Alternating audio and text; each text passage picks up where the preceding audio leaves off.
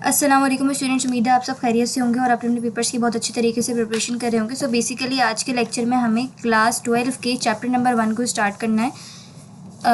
हमें ये देखना है कि हमारे पास 12 क्लास के अंदर जिसका चैप्टर नंबर 1 है कौन से इंपॉर्टेंट क्वेश्चन आ रहे हैं। और आज हम लोग लॉन्ग से स्टार्ट करेंगे। पहले हम लॉन्ग क्वेश्चन को कवर कर लेंगे, दैन फिर हम जो है वो शॉर्ट क्वेश्चन की तरफ जा रहे होंगे। तो अगर हम देखें तो हमारे चैप्टर का नाम है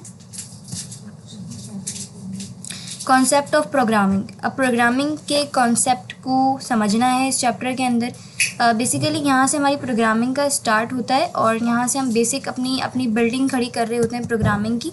तो ये चैप्टर काफ़ी इंपॉर्टेंट होता है। तो लॉन्ग क्वेश्चन में सबसे इंपॉर्टेंट क्वेश्चन आपके पास आता है explain steps involve in programming project. यानी जब भी हम कोई प्रोग्राम लिख रहे होते हैं तो वो प्रोग्राम ऐसे ही नहीं लिखा जा रहा होता कि आपने बस उठाया और लिख दिया, कोड कर दिया, बल्कि उसके पीछे बहुत सारी प्लानिंग हुई हुई होती है। तो हमारे पास प्रोग्रामिंग के कुछ स्टेप्स होते हैं, ठीक है, कुछ प्रोसेस होते हैं जिसके बाद गुजर कर हमारा एक प्रोग्राम खड़ा हो पाता है। पहला स्टेप हमारे पास होता है डिफाइनिंग द प्रॉब्लम। ठीक है, पहला हमारा स्टेप क्या होता है? Defining the problem. दूसरा हमारे पास होता है प्लानिंग द सॉल्यूशन और तीसरा हमारे पास होता है कोडिंग द प्रोग्राम। फोर्थ हमारे पास होता है testing the program and fifth हमारे पास क्या होता है? Documentation of the program. ठीक है, तो ये हमारे पास 5 स्टेप्स होते हैं जिनसे गुजर कर हमारा हमारा जो काम है वो हो रहा होता है प्रोग्रामिंग के अंदर। ठीक है, अच्छा, अब हमारे पास जो पहला टास्क है पहले इसको समझते हैं। इसका मतलब ये होता है डिफाइनिंग द प्रॉब्लम। यानी आप जो प्रोग्राम लिखना चाह रहे हैं तो आपको सबसे पहले ये आइडेंटिफाई करना है कि उसकी प्रॉब्लम क्या है, आप बेसिकली करना क्या चाह रहे हैं। फॉर एग्जाम्पल मेरे पास एक प्रोग्राम मुझे लिखना है और वो है होम ऑटोमेशन सिस्टम, जिसके ऊपर क्या होगा कि मेरी जितनी भी डिवाइसेस होंगी उसके लिए मैं एक ऐप बनाना चाहती हूँ जिसको मैं ऑनलाइन बैठकर मैं उसको जो है वो एक ऐप के ज़रिए से कंट्रोल कर सकूँ अपने डिफरेंट एप्लियंसेस को। तो मुझे अपनी प्रॉब्लम पता है ना कि मुझे क्या करना है, मुझे होम ऑटोमेशन सिस्टम बनाना है। तो आपने सबसे पहले क्या करना है? अपनी प्रॉब्लम को डिफाइन करना है, क्योंकि जब तक आपको यही नहीं पता होगा कि प्रॉब्लम क्या है आप आगे काम ही नहीं कर सकते। तो पहला स्टेप ही क्या होता है प्रोग्रामिंग के प्रोसेस में पहला स्टेप ही आपको ये होता है कि आप प्रॉब्लम को डिफाइन करें कि एक्चुअल में आपके साथ हो क्या रहा है। ठीक है, अच्छा भाई, अब आपको एक दफ़ा ही पता लग गया कि आपकी प्रॉब्लम क्या है, देन आप क्या करते हैं? Planning the solution. अब प्रॉब्लम आपको पता लग गई, अब आप जाहिर सी बात है उस प्रॉब्लम का सॉल्यूशन करेंगे। ठीक है, उस प्रॉब्लम को सॉल्व करने की कोशिश करेंगे। तो प्रॉब्लम को सॉल्व करने के लिए हम लोग क्या करते हैं? हमारे पास देखो 3 तरह की स्ट्रेटजी होती है। एक होता है टॉप डाउन डिज़ाइन, सेकंड हमारे पास होता है एल्गोरिथम और थर्ड हमारे पास होता है फ्लो चार्ट। हम लोग इस चैप्टर के अंदर या आगे चैप्टर के अंदर एल्गोरिथम और फ्लो चार्ट को पढ़ेंगे। टॉप डाउन डिज़ाइन हमारे पास इतना नहीं आता। तो पहला स्टेप क्या बताया आपने? आपको डिफ़ाइन करना है प्रॉब्लम को। सेकंड आपको क्या पता लगा कि आपने अब सॉल्यूशन को प्लान करना है, और सॉल्यूशन को प्लान 3 तरीके से किया जा सकता है और हमारी बुक के अंदर 2 तरीके डिस्कस किए जाते हैं, और वो है हमारे पास एल्गोरिथम और फ्लो चार्ट। एल्गोरिथम क्या होता है? Using step by step instruction in human language to outline the program logic. यानी कि हमारे प्रोग्राम के एक छोटे छोटे आप जो है वो स्टेटमेंट लिख दो तो वो एल्गोरिथम के अंदर आ जाता है, जबकि फ्लो चार्ट के अंदर आप जो है वो डायग्राम्स की मदद से या सिंबल्स की मदद से जो है वो काम कर रहे होते हैं, अपने डाटा के फ्लो को दिखा रहे होते हैं। ठीक है, इनके बारे में मज़ीद हम पढ़ेंगे अपने आगे के चैप्टर में, एल्गोरिथम और फ्लो चार्ट के बारे में। अब एक दफ़ा हमें ये भी पता लग गया, अच्छा भाई हमारे पास ये प्रॉब्लम है, हमने जो है वो उसको प्लान भी कर लिया एल्गोरिथम या फ्लो चार्ट का यूज़ करके। अब हम क्या करेंगे? अब हमने जो वो स्टेटमेंट्स लिखे ना एल्गोरिथम में, या हमने जो वो सैम्पल्स बनाए अपने डाटा के फ्लो को दिखाने के लिए, उसको अब हम एक कोडिंग की शक्ल में ले आएंगे। अब हम उसको कोड करना शुरू कर देंगे। अब कोडिंग द प्रोग्राम क्या होता है कि आपको जिस लैंग्वेज में भी आपको जो है वो महारत हासिल है, आप उस लैंग्वेज का यूज़ करते हैं और अपने प्रोग्राम को कोड कर देते हैं, या फिर आपका जो भी वर्जन है वो जिस लैंग्वेज को सपोर्ट करता है आप उसका यूज़ करके जो है वो क्या करते हैं? कोड करते हैं। अच्छा, इसके अलावा यहाँ पर क्या लिखा है? While instruction in high level language C++ Python translating the source program into machine language using. अच्छा भाई, अब हम जो कोड लिखते हैं, जो लैंग्वेज हम यूज़ करते हैं, फॉर एग्जांपल मैंने यूज़ करी C++, सही है। अब C++ लैंग्वेज को अब मुझे कंप्यूटर को भी समझाना है, तो उसके लिए मैं बीच में लगाती हूँ ट्रांसलेटर। अब मेरे पास ट्रांसलेटर में मतलब मेरे पास जो होते हैं वो कौन कौन से आ रहे होते हैं, इंटरप्रेटर आता है और कंपाइलर आता है। इंटरप्रेटर और कंपाइलर का डिफरेंस अभी आएगा हमारे पास, तो वो हम उस टाइम समझेंगे कि इंटरप्रेटर और कंपाइलर क्या होता है।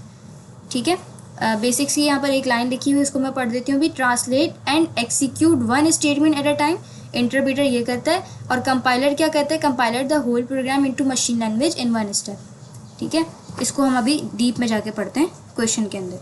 अच्छा भाई, अब क्या करेंगे हम, टेस्टिंग द प्रोग्राम। अब हमारे पास जो होगा वो क्या होगा, प्रोग्राम को टेस्ट किया जाएगा।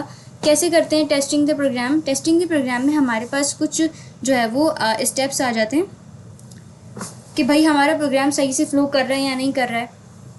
ठीक है, उसमें कोई एरर तो नहीं आ रहा है, अगर हम प्रोग्राम को रन कर रहे हैं तो वो किस तरीके से बिहेव कर रहा है, वो सब हमारे पास प्रोग्राम टेस्टिंग के अंदर आता है। Testing insure the program perform as intended and includes debugging to fix error. Errors की हमारे पास टाइप्स हो सकती हैं, जैसे कि हमारे पास आ जाता है सिंटेक्स एरर।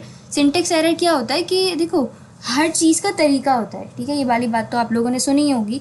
इसीलिए अगर मुझे एक प्रिंट एफ का स्टेटमेंट लिखना है, एक प्रिंट एफ का सिंटेक्स लिखना है, तो मुझे पता होना चाहिए कि प्रिंट एफ का ये सिंटेक्स होता है। मुझे पता होना चाहिए कि उसके अंदर इन्वर्टेड कॉमास में जो भी चीज़ लिखते हैं वो एज इट इज़ प्रिंट हो जाती है। स्कैन एफ क्यों यूज़ किया जाता है। ठीक है, या फिर हम क्या कर सकते हैं, हम जो है वो इफ़ एल्स स्टेटमेंट्स हमारे पास होती हैं, कंडीशनल स्टेटमेंट्स हमारे पास होती हैं, लूप्स हमारे पास होते हैं। इनके स्पेसिफिकली सिंटेक्स आपको प्रोवाइड किए जाते हैं। अगर आप उनके सिंटेक्स को गलत कर देते हैं, आप जो है वो उसमें से कोई चीज़ गायब कर देते हैं, हटा देते हैं, लिखना भूल जाते हैं, तो वो आपके पास सिंटेक्स एरर आता है। लॉजिक एरर क्या होता है, लॉजिक एरर में आपके पास प्रोग्राम तो बिल्कुल सही रन करेगा।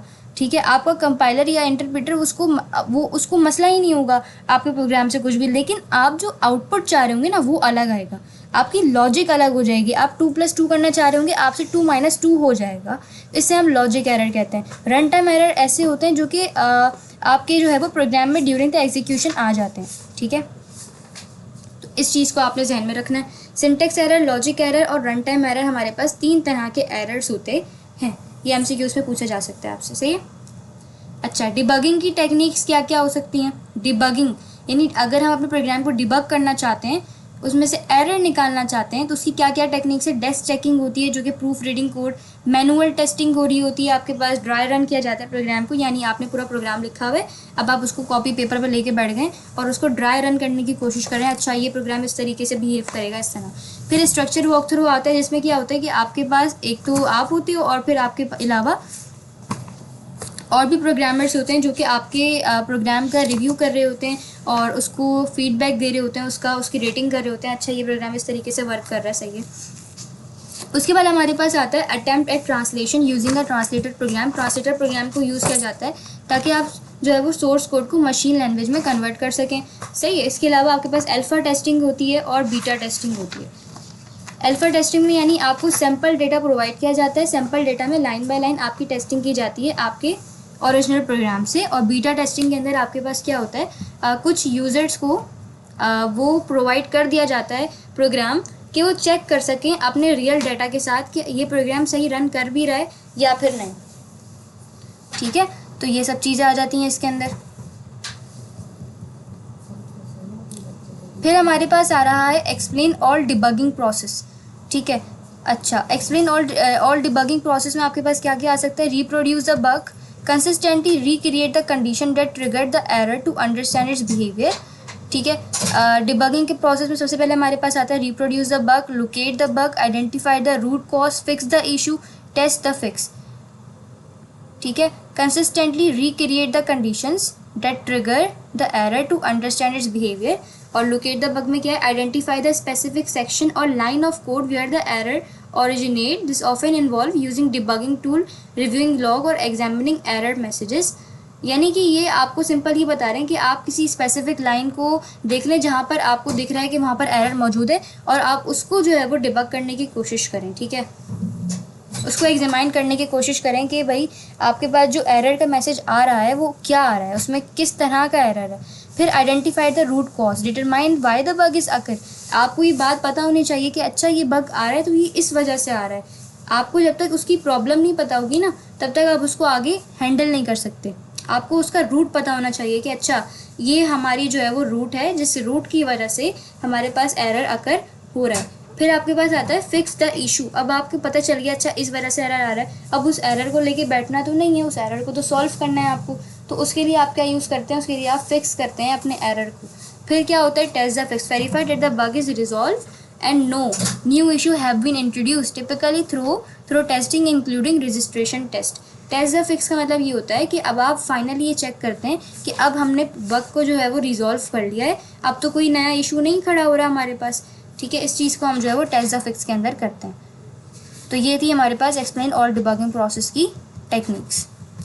अच्छा, अब आ जाते हैं ज़रा अपने शॉर्ट क्वेश्चंस के ऊपर।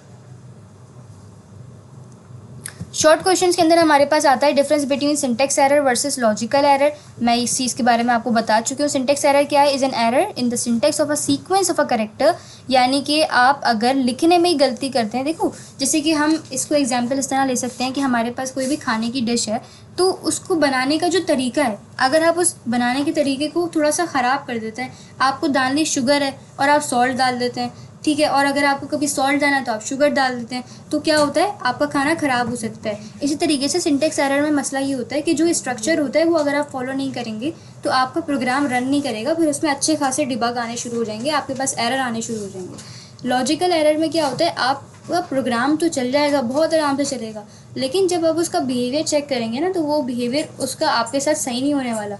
आप चाह रहे होंगे 2+2 करना, वो आपके साथ कर रहा होगा 2-2, ठीक है। सिंटेक्स एरर में क्या होता है, it is easier to identify. आपको बहुत आसानी से पता लग सकता है, अच्छा मैंने ये वाला जो है ना ये गलत लगा दिया है, ये ब्रैकेट मैंने एक्स्ट्रा लगा दिया है, मैं स्टेटमेंट टर्मिनेटर लगाना भूल गया हूँ या भूल गई हूँ। तो ये आप बहुत आसानी से सिंटेक्स एरर को पता लगा सकते हैं। लेकिन लॉजिकल एरर में आपको लॉजिक समझना पड़ती है, अच्छा मैंने यहाँ ये लॉजिक लगाई थी तो ये चीज़ गलत हुई, तो ये it is difficult to identify, ठीक है। उसके बाद हमारे पास है कंपाइलर वर्सेस इंटरप्रेटर, जिसको मैं बहुत सारी दफ़ा पढ़ा चुकी हूँ। कंपाइलर वर्सेस इंटरप्रेटर में क्या है भाई, कंपाइलर जो होता है वो हमारे पास पूरा का पूरा प्रोग्राम एक साथ ट्रांसलेट कर देता है, ठीक है, पूरे का पूरे प्रोग्राम को ले लेता है और एक साथ उसको कंपाइल कर देगा, ठीक है। इंटरप्रेटर क्या करता है, लाइन बाय लाइन चलता है, पहले एक स्टेटमेंट पढ़ेगा, फिर दूसरी स्टेटमेंट पढ़ेगा, फिर तीसरी स्टेटमेंट पढ़ेगा, चौथी, पाँचवीं, इस तरीके से वो पूरा प्रोग्राम चलाता है। कंपाइलर के अंदर होता ही है कि ये पूरा काम एक साथ कर देते हैं ना, तो इससे हम कहते हैं कि थोड़ा फास्ट है एज़ कम्पेयर टू इंटरप्रेटर। जबकि इंटरप्रेटर क्या करता है, इंटरप्रेटर जो होता है वो थोड़ा स्लो होता है, क्यों, क्योंकि वो एक एक स्टेटमेंट को पढ़ रहा है, फिर एक स्टेटमेंट को पढ़ता है। अच्छा, कंपाइलर के अंदर होता ही है कि आपको एरर निकालना मुश्किल होता है, सही है, आपको बहुत सारे एरर आखिर में दिखने को मिल जाते हैं, तो आप ये आइडेंटिफाई नहीं कर पा रहे होते कि आपका एक्चुअल में एरर है कहाँ। इंटरप्रेटर में क्या होता है, एरर निकालना काफ़ी आसान होता है, क्यों, क्योंकि वो हर एक स्टेटमेंट को पढ़ता है, अगर एक स्टेटमेंट में भी एरर आ जाता है ना, तो वो उसको उसी टाइम वहीं रोक देता है। तो ये था हमारे पास कंपाइलर और इंटरप्रेटर का क्या डिफरेंस। अच्छा, उसके बाद हमारे पास क्या है, human language versus computer language, ठीक है, इसको देख लेते हैं एक मिनट।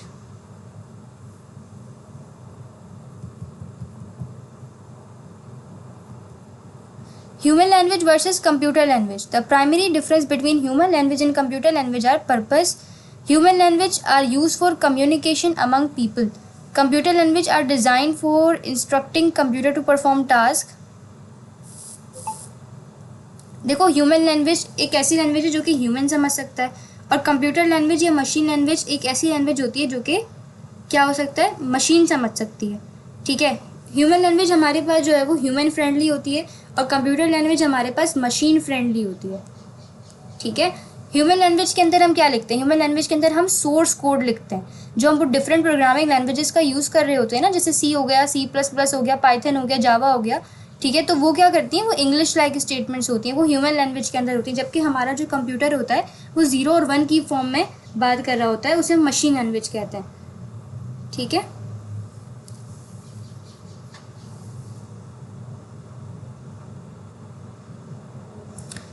देन हमारे पास है what is the definition of a program, also define programming.